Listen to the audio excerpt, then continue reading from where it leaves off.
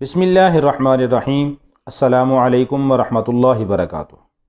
محترم ناظرین، 21 جون سن 2020 کو محکمہ موسمیات کی اطلاع کے مطابق پاکستان کے اکثر حصوں میں اور اس کے علاوہ دیگر کئی ممالک کے اندر سورج گرہن کے امکانات ہیں۔ اب سورج گرہن کے اندر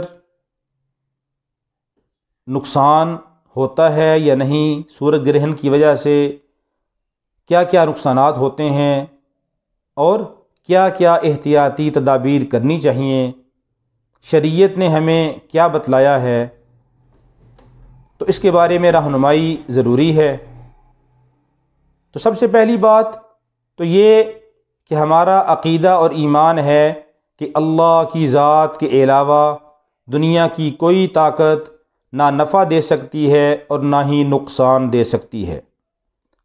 ساری مخلوقات، سورج، چاند، ستارے، زمین و آسمان کی ساری اشیاء نفع نقصان دینے میں اللہ کے امر کی محتاج ہیں۔ مخلوق ہیں تو مخلوق کچھ نہیں کر سکتی، مخلوق نفع نقصان دینے میں اللہ کے حکم کی محتاج ہے۔ اللہ رب العالمین کسی کے محتاج نہیں ہیں، لیکن مخلوق اللہ کی محتاج ہے۔ تو سورج یہ بھی اللہ کی مخلوق ہے، تو سورج بھی کسی کو کوئی نقصان نہیں دے سکتا۔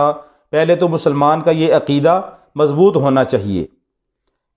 اور دوسرے توہمات ہیں کہ عموماً ہمارے ہاں جو مشہور ہے کہ سورج کو گرہن لگا ہو یا چاند کو گرہن لگا ہو تو حاملہ عورت باہر نہ نکلے یا حاملہ عورت کوئی لوہے کی چیز نہ پکڑے۔ تو شریعت اس بارے میں کیا کہتی ہے؟ تو شریعت اس بارے میں مکمل خاموش ہے۔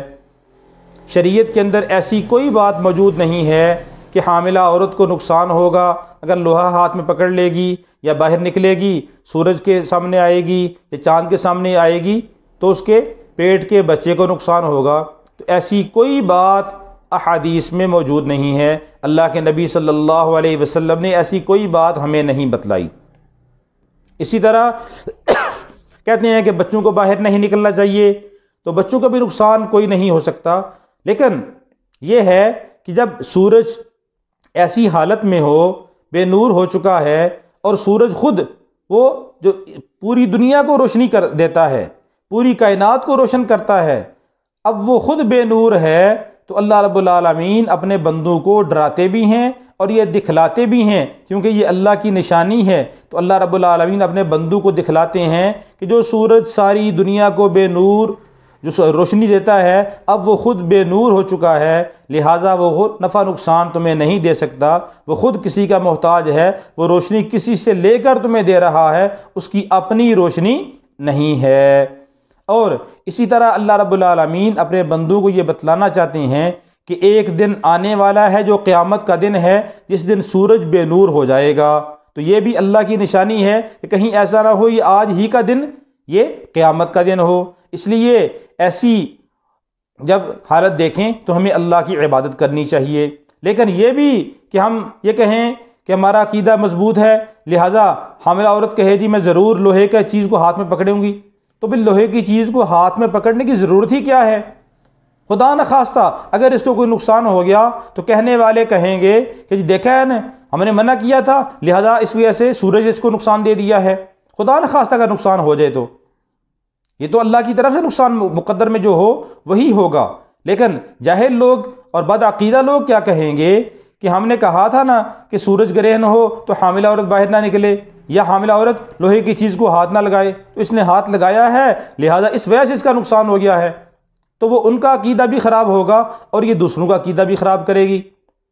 اس لیے ایسے کام سے اجتناب ہی کرنا چاہیے کہ جس سے نہ دنیا کا فائدہ ہے یا نہ دنیا کا نقصان ہے۔ تو لہٰذا لیکن جب یہ سورج گرہن ہو تو بعض اطباء حضرات فرماتے ہیں کہ سورج کی طرف دیکھنا نہیں چاہیے، سورج کی طرف بار بار دیکھنا نہیں چاہیے، کہ اس وقت سورج بے نور ہوتا ہے اور اس سے ایسی شعاعیں نکلتی ہیں کہ جن کی وجہ سے آنکھوں کو نقصان پہنچ سکتا ہے۔ تو لہٰذا احتیاط کرنی چاہیے، اگر کوئی ایسی چیز ہو کہ جو نقصان دینے والی ہوتی ہے تو اس سے پرہیز کرنا چاہیے۔ جیسے مثال کے طور پہ یہ ویلڈنگ والے حضرات ہوتے ہیں، اب وہ جب ویلڈ کر رہے ہوتے ہیں تو انہوں نے ایک مخصوص قسم کی اینک، مخصوص قسم کا چشمہ انہوں نے لگایا ہوتا ہے تاکہ آنکھوں کو نقصان نہ ہو، کیونکہ جب وہ مشین چلاتے ہیں تو اس سے ایسی شعاعیں نکلتی ہیں کہ جس کی وجہ سے آنکھوں کو نقصان پہنچنے کا خطرہ ہوتا ہے۔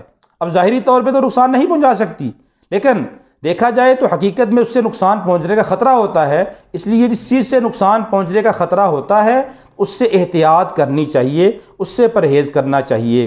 باقی سورج سے کوئی نقصان نہیں ہوتا، اس میں ہمیں اللہ کی طرف متوجہ ہونا چاہیے، عاجزی انکساری کرنا چاہیے، صدقہ خیرات کرنا چاہیے، اور اللہ رب العالمین کے سامنے سر مسجود ہونا چاہیے، اپنے گناہوں کی معافی مانگنی چاہیے کہ کہیں ایسا نہ ہو یہ قیامت ہی کا دن ہو یا قیامت ہی آ گئی ہو۔ اللہ رب العالمین ہم سب کو ان برے توہمات سے بچنے کی توفیق عطا فرمائے اور اپنے عقیدے کو مضبوط رکھنے کی توفیق عطا فرمائے اور ایمان و عمل والی زندگی اختیار کرنے کی توفیق عطا فرمائے۔